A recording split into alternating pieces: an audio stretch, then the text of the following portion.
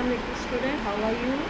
Hope so you are fine. I'm going to teach you maths exercise 5b. Question number 2, simplify the following. Part 1 is minus 29 plus minus 11 plus 40. So solution is minus 29 minus 29 and plus minus minus, so minus 11 is there and plus 40. So same sign are added, so minus 29 and minus 11 are added and it become 40, and plus 40 is become as it is minus 40 and plus 40 cancel and 0 is answer. In part 2, minus 231 and plus 59 plus minus 20 plus minus minus, so minus 20 become minus 20. Minus 231 plus 51 minus 20.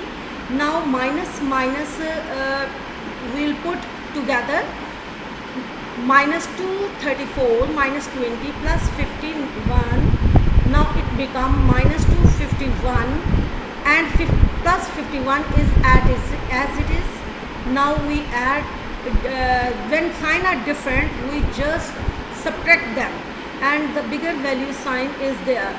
So minus 251 में से 251 जब minus करेंगे there is 200 answer and minus bigger value का sign जो है वो minus है, so the minus sign is there, minus 200 is answer. Part 3, minus 107 minus minus 97 plus minus 10. अब माइनस माइनस सेम साइन होंगे तो मल्टीप्लिकेशन में वो प्लस हो जाते हैं, डिफरेंट साइन हो प्लस माइनस तो वो माइनस आता है मल्टीप्लिकेशन में.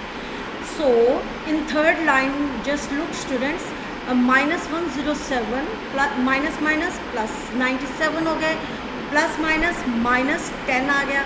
अब माइनस माइनस वैल्यू को हमने सेपरेट कर लिया और 97 जो प्लस की वैल्यू थी डिफरेंट साइन था उसको हमने सेपरेट कर दिया. 107 और 10 इनको प्लस किया तो माइनस 117 आ गया और प्लस 97 ऐसे ही आ गया. अब माइनस 117 और प्लस 97, अब ये दो वैल्यू डिफरेंट साइन के साथ हैं तो माइनस 20 हम इनको माइनस करेंगे और बिगर वैल्यू का साइन आ जाएगा. इसका मतलब है कि माइनस 20 इसका आंसर आ जाएगा. Part 4, 3 plus minus 14 minus minus 10. अब हमने इसके सॉल्यूशन में क्या किया है कि 3 प्लस माइनस माइनस 14 और माइनस माइनस प्लस 10 हो गया. अब हमने प्लस दो वैल्यूज़ प्लस की थी 3 एंड 10, हमने इनको सेपरेट करके इनको ऐड कर लिया. 3 और 10 बन गया 13 और ये प्लस का होगा और माइनस 14 ऐसे ही आ गया.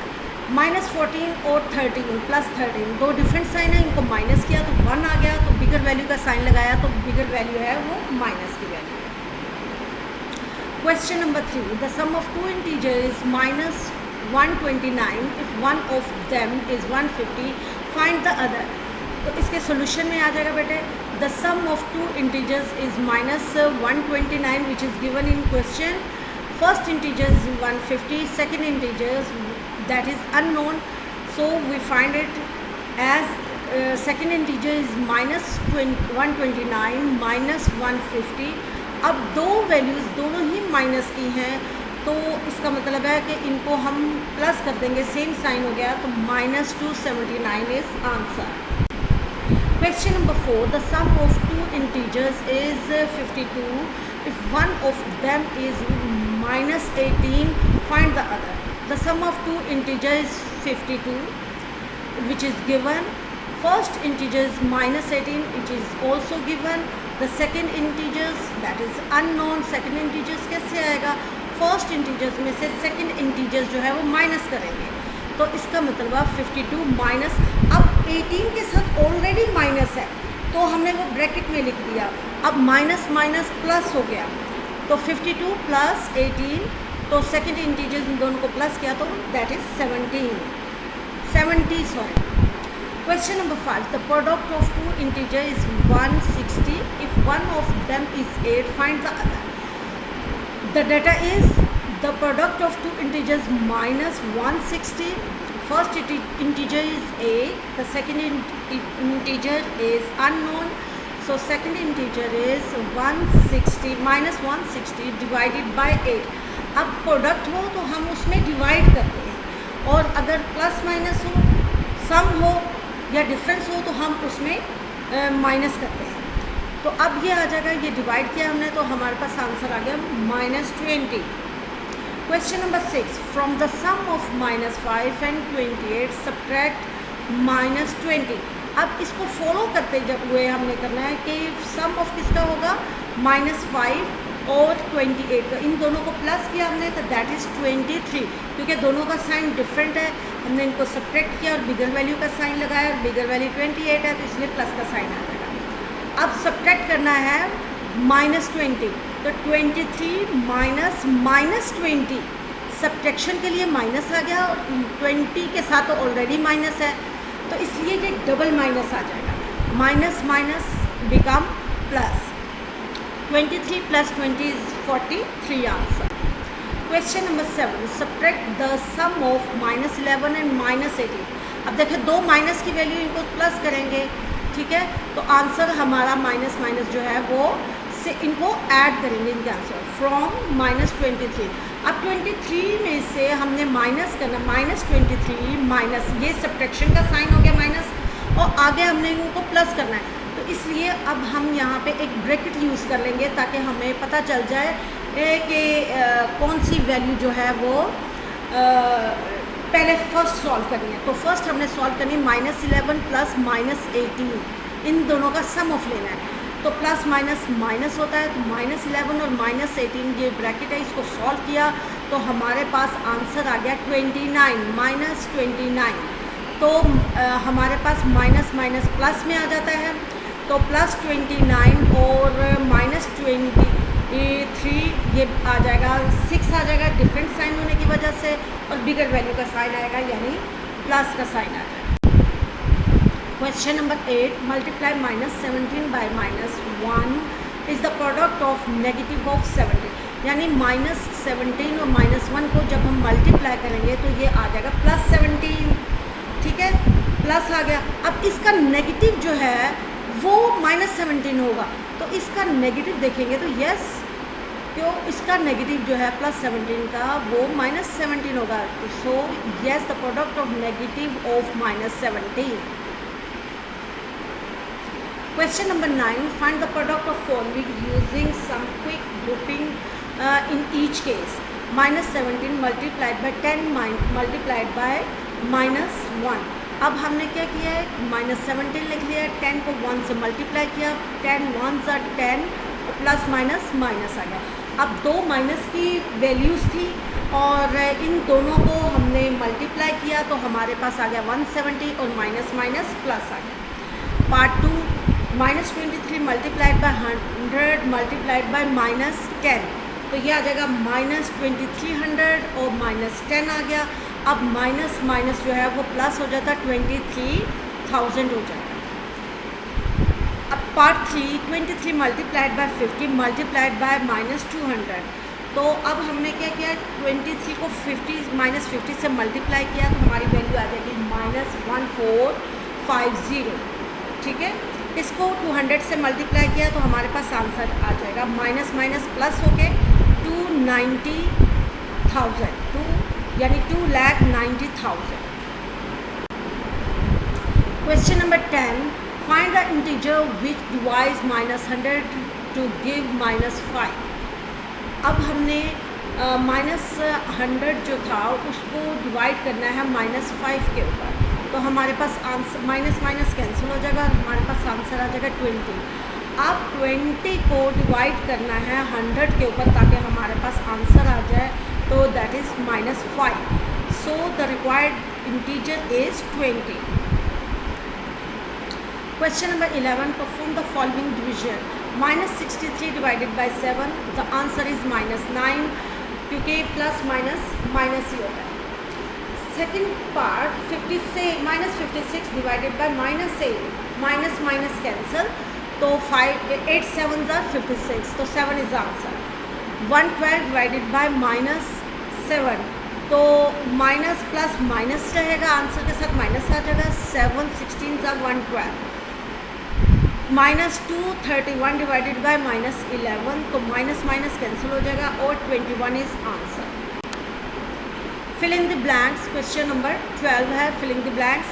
तो ब्रैकेट को हम पहले सॉल्व करते हैं। 2 मल्टीप्लाइड बाय 3 प्लस, इसका आंसर मैंने क्वेश्चन के सामने लिखे हुए हैं -3, तो -3 और +3 कितना आ जाएगा 0, 0 2 इक्वल टू 0। अब इक्वेशन के दूसरी साइड पे आ जाए, 2 3s are 6 और 2 3s are -6 से साथ में, तो +6 और -6 0 आ जाएगा, दोनों इक्वेशन आपस में इक्वल होगी, 0 is equal to 0।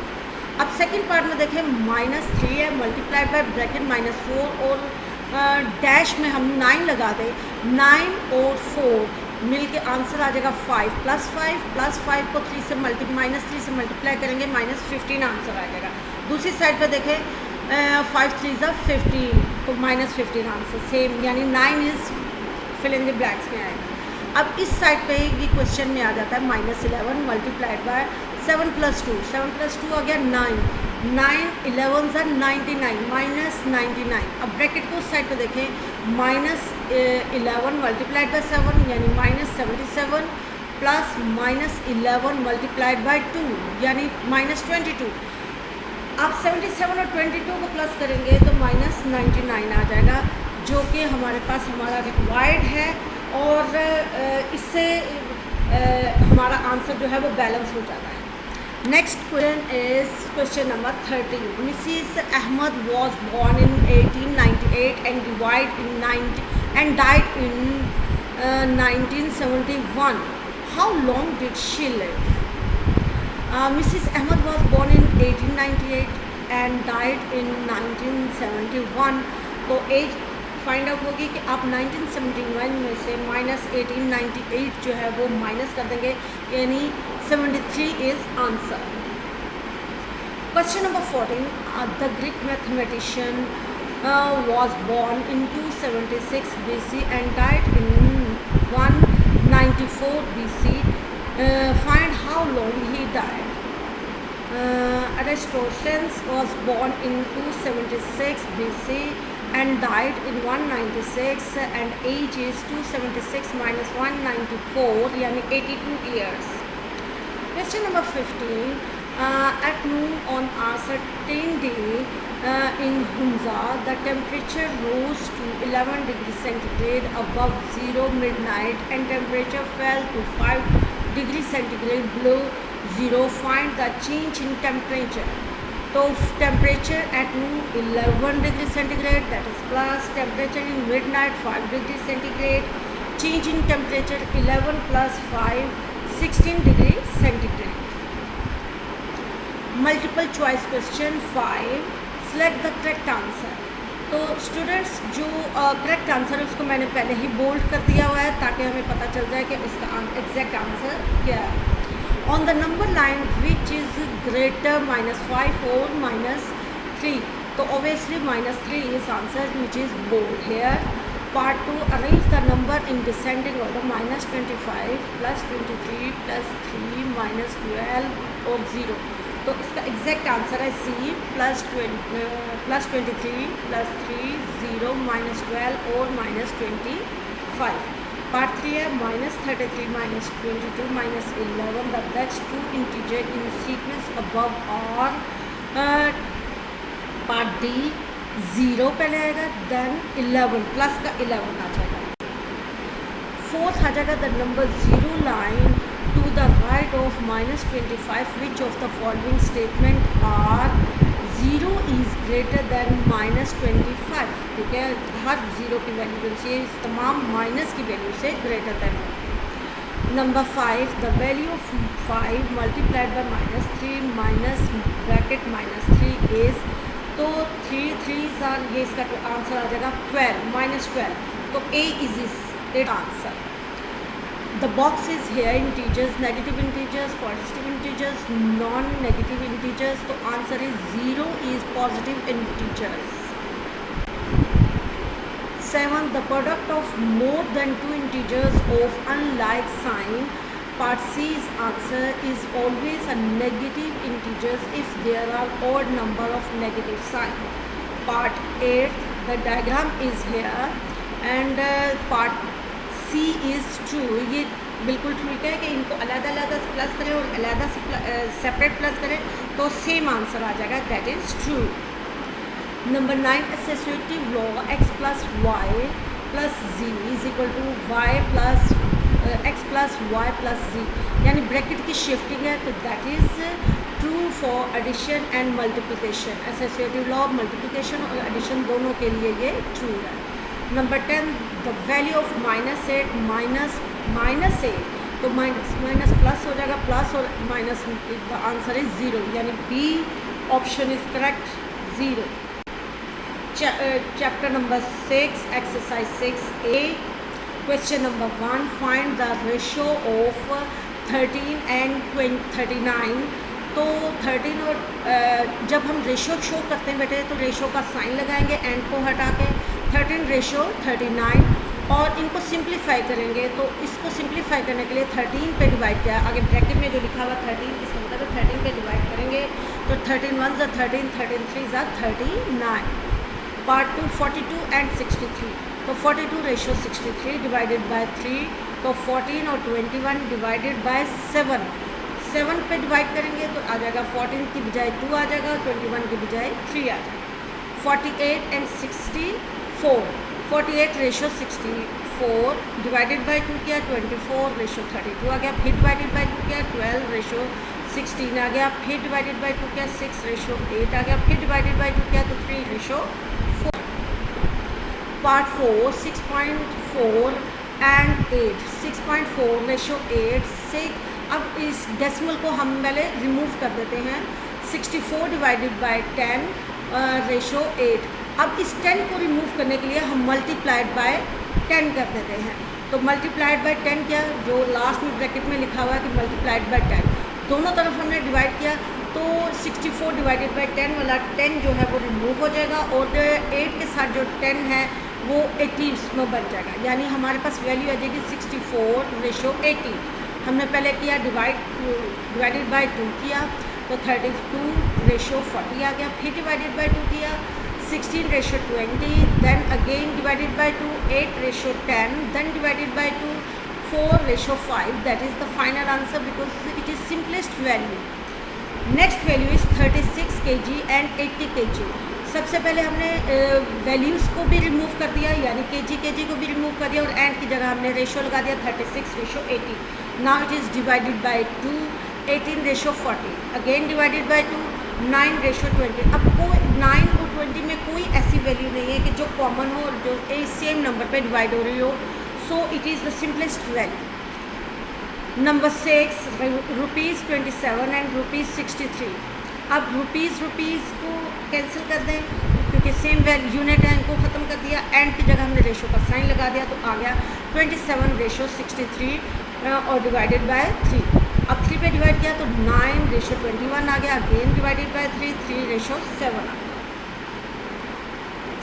Number 7, 4 gross and 3 gross. अब सिर्फ ग्रॉस इनमें ये कॉमन है, इनको रिमूव किया हमने तो और एंड की जगह हमने रेशो लगा दिया तो 4 रेशो 3, और दोनों ही जो है वो किसी नंबर पे डिवाइड नहीं हो रहे, so 4 ratio 3 is answer. Part 8, 60 centimetres and 3 metres. अब दोनों यूनिट डिफरेंट है, यूनिट सेम होने चाहिए, या तो सेंटीमीटर को मीटर में कन्वर्ट कर दें तो या मीटर को सेंटीमीटर में कन्वर्ट कर दें। अगर सेंटीमीटर को मीटर में कन्वर्ट करेंगे तो डिवाइडेड बाय 100 करेंगे, अगर मीटर को सेंटीमीटर में कन्वर्ट करेंगे तो मल्टीप्लाइड बाय 100 करेंगे। तो 60 सेंटीमीटर रेशो 3 मीटर, हमने एंड की जगह रेशो लगाया। अब इनके यूनिट सेम किया, 60 centimetre ratio 3 multiplied by 100 centimetre. अब ये मीटर 100 में कन्वर्ट हो गया, it means 60 centimetre is equal to 300 centimetre. Centimetre remove हुए और एक एक ज़ीरो दोनों साइड से कैंसिल कर दें तो हमारे पास आ जाता है 6 रेशो 30। अब ये डिवाइडेड बाय 2 किया तो 3 रेशो 15, डिवाइडेड बाय 3 किया तो 1 रेशो 5 आ गया। अब 1 रेशो 5 जो है सिंपलेस्ट है, इससे ज़्यादा सिंपल यही हो सकता है, सो it is the answer. Number 9, ₹2 and ₹80। अब रुपीज़ जो सेम यूनिट थे इनको हम कैंसिल कर देते हैं और एंड की जगह हमने रेशो का साइन लगा दिया, 2 रेशो 80 आ गया। डिवाइडेड बाय 2 किया तो 1:40 आ गया। अब 1 फर्दर डिवाइड नहीं हो सकता, so it is the simplest value. Number 10 0.5 metre and 75 centimetre. ये क्वेश्चन वैसा ही है जैसे कि पार्ट 8 था। तो हमने क्या किया, मीटर को सेंटीमीटर में कन्वर्ट करने के लिए मल्टीप्लाइड बाय 100 कर दिया और 0.5 का डेसिमल ख़त्म करने के लिए डिवाइडेड बाय 10 कर दिया। तो 10 जो है वो 100 के एक ज़ीरो के साथ कैंसिल हो जाएगा, तो ये बन जाएगा 50 सेंटीमीटर 70 सेंटीमीटर। वैसे ही आ जाएगा, सेंटीमीटर सेंटीमीटर कैंसिल हो गया तो 50:75 आ गया। अब आप इसको 5 पे किया तो 10:15 आ गया। अब फिर 5 पे किया तो 2:3 आ गया। ये it is the most simple value. Question number 2, an alloy contains 13.5 grams of copper and 4.5 grams of zinc, and the ratio of mass of copper and zinc in the alloy ये हमने फाइंड आउट करनी है। तो copper कितनी थी, 13.5 grams, zinc है 4.5 grams, ratio इनकी क्या है 13.5 and ratio 4.5।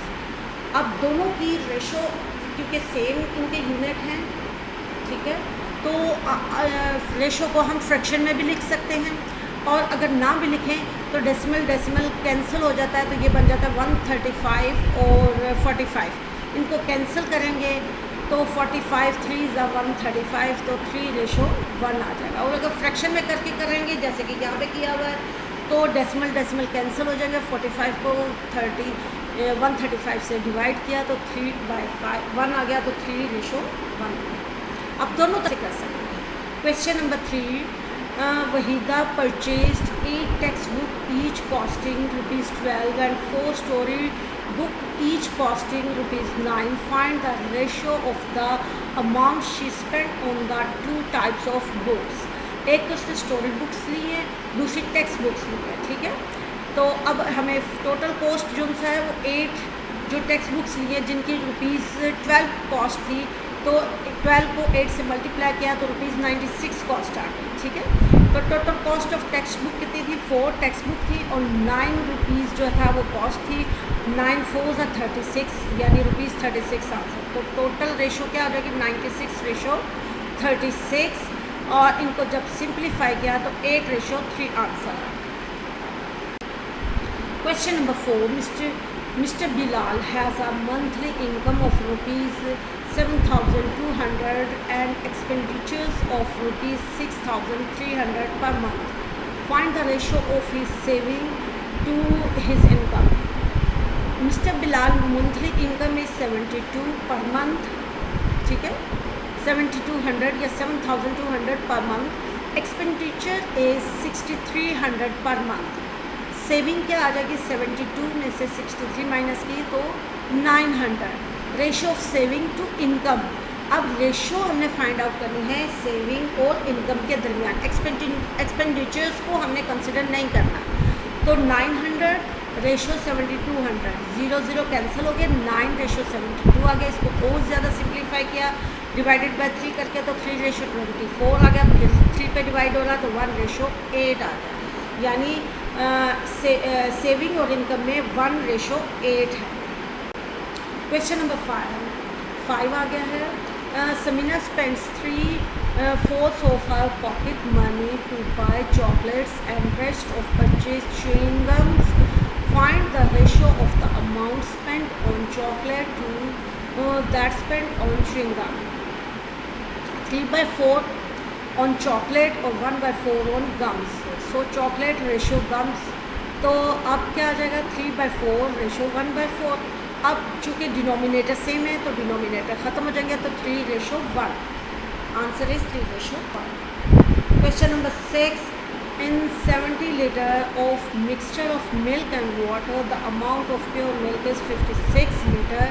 Find the ratio of milk to water in mixture. Mixture जो बन रहा है उसके अंदर हमें वाटर और मिल्क की रेशो फाइंड आउट करनी है। तो हमें गिवन है mixture of milk and water 70 litre, ये दोनों का मिक्सचर आ गया। प्योर मिल्क है 56 लीटर, तो वाटर कितना हो जाएगा, प्योर मिक्सचर में से हम प्योर वाटर जो मिल्क जो सा उसे माइनस कर देंगे तो हमारे पास वाटर आ जाएगा। तो दैट इज़ 70 - 56 यानी 14 लीटर जो है ये पानी आ गया, water. Therefore water is 14 litre. The ratio of milk and water is 4:1, यानी आपने मिल्क की रेशो रखी और वाटर की रेशो रखी 56 और 14 की, तो 4:1 आ गया। Question number 7. Ahmed earned ₹5,400 in a month and spent ₹4,500. Find the ratio. His part 1 में आ जाता है, रेशो किस किस की है, पार्ट 1 में आ जाती है his income to his expenditures. Ahmed earns 5,400, expenditures 4,500, saving 54 minus 45 900, rupees 900. Ratio आ जाएगी income to expenditures 54 to 45, 0 cancel हो गए, यानी 54 और 45 आ गए। डिवाइडेड बाय 3 किया तो 18:15 आ गया, तो 6:5 आ गया। पार्ट 2, अब से इस सेम क्वेश्चन है, हिज इनकम टू सेविंग। अब रेशो हमने इनकम निकाली 5,400, सेविंग कितनी थी 900, 0 कैंसिल हो गया, 54:9 आ गया। अब इनको 3 पे डिवाइड किया तो 18:3 आ गया। अब फिर 3 पे डिवाइड किया तो 6:1 आ गया। Number 3, expenditure to saving, same question same data but ratio is different. Expenditure ratio saving हमने 4,500 और 900 रखा, रुपीज़ कैंसिल हो गए, 0 कैंसिल हो गए, तो डिवाइडेड बाय 3 किया 49 और 9 रेशो को, तो 15:3 आ गया। डिवाइडेड बाय 3 किया तो 5:1 आ गया। Exercise number 6B, chapter number 6, question number 1, filling the blanks. अब फिलिंग द ब्लैंक्स के आंसर्स मैंने इनके सामने ही लिखे हुए हैं बेटा, आप लोग देखें कि ये कैसे आए। 2 नीचे 3 का मल्टीपल है, ऊपर हम 3 के मल्टीपल से करेंगे। 2 का 3 6 are 18, तो 2 6 are 12, ठीक है। 6 3 3 8 are 24, तो 2 8 are 16 हमने लगा दिया। 12 और 16 हमारी फिलिंग द ब्लैंक्स में आ गए।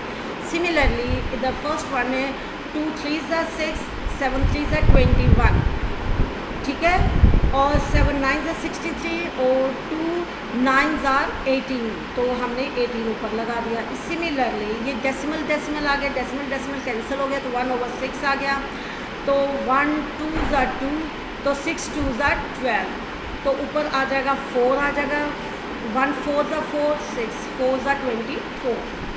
अब सिमिलरली हमने यहाँ पे किया तो 5 और 3 के साथ किया तो हमारे पास 1.2 आ जाएगा, तो 2 को 3 को जब 1.3 किया हमने तो हमारे पास 5 की जगह यहाँ पे 2 आ जाएगा। अब नेक्स्ट क्वेश्चन में हमारे पास डिनोमिनेटर में 5/3 है, तो हमारे पास वैल्यू भी 5.3 थी, तो अब जब इसका रेसिप्रोकल लेंगे तो हमारे पास आ जाएगा 3/4। अब नेक्स्ट क्वेश्चन में हमारे पास वैल्यू में ही मिसिंग है, तो हमारे पास सेंटर में जो वैल्यू वो कंप्लीट है 1/4, तो इसके आगे जो है 0.5 जहाँ पे लिखा हुआ है उसकी जगह पे हमारे पास नीचे डिनोमिनेटर में 2 आ जाएगा, लेकिन हमारे जो लेफ़्ट साइड पे आएगा 5, यहाँ पे 4 की जगह 5 आ गया, तो इसकी जगह आ जाएगा ऊपर आ जाएगा 1 होल नंबर 1/5।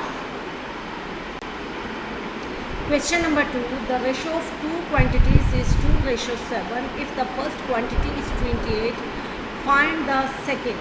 तो रेशो क्या है 2:7, तो हमने x को किया let x be the constant ratio, यानी वो चेंज नहीं हो सकती, यानी ratio 2x and ratio 7x।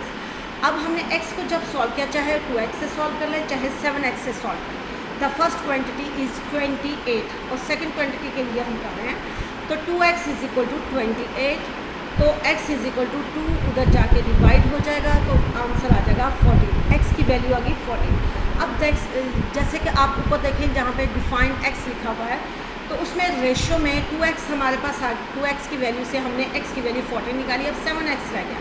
अब 7x के लिए क्योंकि फर्स्ट वैल्यू तो 28 है, सेकंड वैल्यू हमारे पास नहीं है, तो हमने 7 की जगह जो x है x की जगह पे हम 14 लिखेंगे, तो find the second value 7x is equal to 7 और x की जगह 14 लिखा, 14 7 are 98, तो सेकंड वैल्यू है वो 98। Question number 3, the ratio of 2 quantity is 7:12 if the larger one is 84, find the second. तो हमने क्या किया है, 7/12 is equal to 8/x/84. As इसको हमने इंटरचेंज कर दिया, x/84 को पहले लिया, 7/12 को बाद में लिया. As both are directly proportional to each other, दोनों प्रोपोर्शनल है, इस वजह से हमने ऐसा किया है. तो x क्या फाइंड आउट करेंगे, तो 84 जो इधर डिवाइड होगा इक्वेशन के उधर जाके मल्टीप्लाई हो जाएगा. तो 12 को जब 8 से डिवाइड किया तो 7 आ गया, तो 7 7 49. तो हमारे पास आ जाएगा दूसरी लार्जेस्ट वैल्यू जो सी आ जाएगी वो 84. Question number 4. In a school A 275 out of 300 students are received an A grade, while in school B 120 out of 150 students received an A grade. Which of the two schools has better record? तो अब हमें पता है कि हमें दो school है, एक स्कूल ए है, एक स्कूल बी है. तो अब हम यहाँ सोल्यूशन में देखें. गिवन हमने लिख लिया, टू फाइंड भी हमने लिख लिया, और in school A 275 out of 300 students. तो अब हमने क्या किया, इनकी परसेंटेज निकाली. 275 डिवाइडेड बाय 300 मल्टीप्लाइड बाय 100 किया तो 92% आ गया. In school B 120 out of 150 students got A grade. तो हमने इसकी भी परसेंटेज निकाली, 120 डिवाइडेड बाय 150 मल्टीप्लाइड बाय 100, तो 80% हमारे पास आंसर आया. तो ग्रेटर जो ज़्यादा जिन्होंने ए ग्रेड हासिल किया वो ए स्कूल था जिसमें 92% थी. As percentage school A is greater than school B. Question number 5. A ratio of milk to water in container is 5:1. By volume of the whole volume of the mixture in 9 liter, find the volume of water in it. तो हमारे ratio given है, ratio of milk to water is 5:1. Sum of ratio कितनी हो जाएगी, इन दोनों ratios को plus किया तो 6 आ गया. द वॉल्यूम ऑफ मिक्सचर कितना है, 9 litre. Volume of water find out करना है, तो 1/6 मल्टीप्लाइड बाय 9, तो हमारे पास आ जाएगा 9/6 3/2, यानी 1 होल नंबर 1/2 लीटर्स. ये वॉल्यूम ऑफ वाटर आ जाएगा. Question number 8. Use cross product rule of determine which of the ratio is greater in each of the following case. First case में 4:7 and 1:2. तो हमने इनको फ्रैक्शन में लेके गए, फिर हमने क्रॉस मल्टीप्लाई किया, इनको सिंप्लीफाई किया, तो हमारे पास 8 = 7 आ गया. तो 8 is greater then 7, so 4:7 is greater then 1:2. अब पार्ट 2 में क्या जाता है, 3:5 and 7:10. हमने इन दोनों वैल्यूज़ को फिर फ्रैक्शन में लिखा, 3/5 and 7/10. इनको सिंप्लीफाई किया, तो फर्स्ट वाली वैल्यू जो उनसे इसको 2 से मल्टीप्लाई और डिवाइड किया, तो 3 इनको 10 से मल्टीप्लाई कर दिया, ताकि ये इनके क्रॉस मल्टीप्लाई किया हमने, तो 330 आ गया, और ये 3 5 35 आ गए, तो 7:10 आ गया. तो इसका मतलब है 7:10 जो है वो ग्रेटर है. आगे 3 में आ जाता है, पार्ट 3 में 6:11 and 7:12. हमने इन वैल्यूज़ को फ्रैक्शन में लिखा, फिर क्रॉस मल्टीप्लाई किया, तो 72 और 77 आ गया. तो 77 इज़ ग्रेटर, यानी 7:12 is greater than 6:11. Question number 7. Find the fourth proportional between 2, 3 and 6. हमने क्या किया है, 2:3 प्रोपोर्शंस. ये जहाँ डबल रेशो का साइन आता है वो प्रोपोर्शन होता है. प्रोपोर्शन लगाया हमने 6:x, यानी फोर्थ वाली जो थी वो हमारे पास अननोन वैल्यू थी. अब हमने प्रोडक्ट ऑफ मीन और प्रोडक्ट ऑफ एक्सट्रीम किया.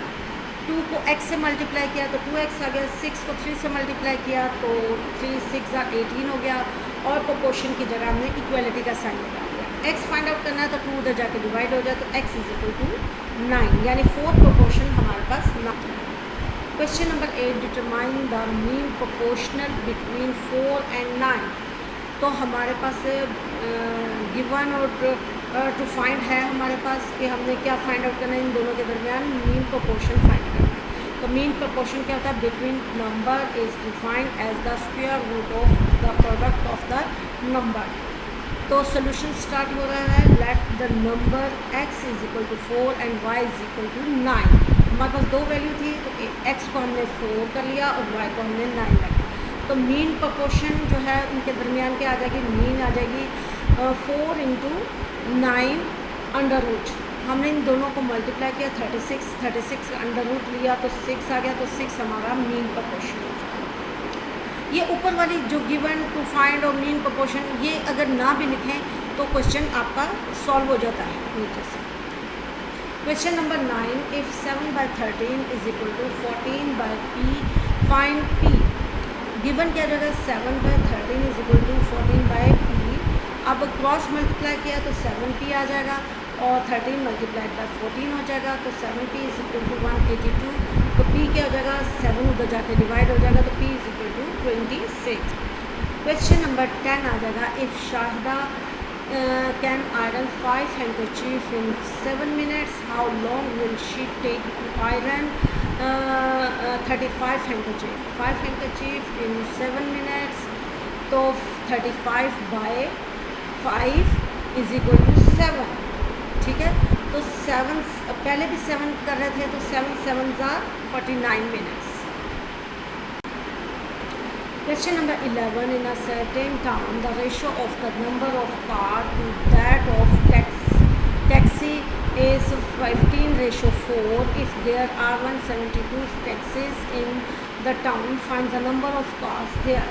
Ratio of cars to taxi 15/14, cars कितनी है 15x, taxis कितनी है 4x।